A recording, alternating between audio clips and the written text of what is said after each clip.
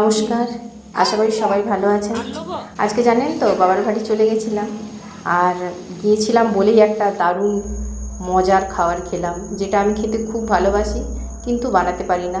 অনেকবার ট্রাই করেছি কিন্তু কিছুতেই পেরে উঠি না। আর মায়ের হাতের বানানো এটা খেতে দারুণ মজার লাগে। যতই জায়গায় খেয়েছি তার থেকে মায়ের হাতের একটা রান্নার একটা স্বাদ থাকেই, তবে এটা যেন আরও স্পেশাল মনে হয় আমার।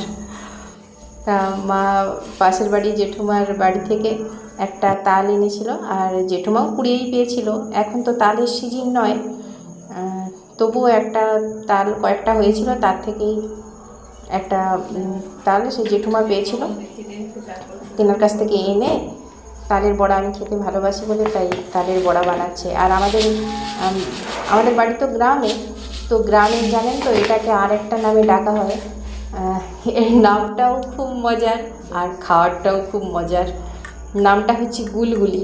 আপনাদের ওখানে কেউ আপনারা যারা শুনছেন তারা এই নামে কেউ কখনো এই বড়াকে ডাকেন কি না, বড়ার নাম বলে জানেন কি না, একটু কমেন্ট করে জানাবেন তো।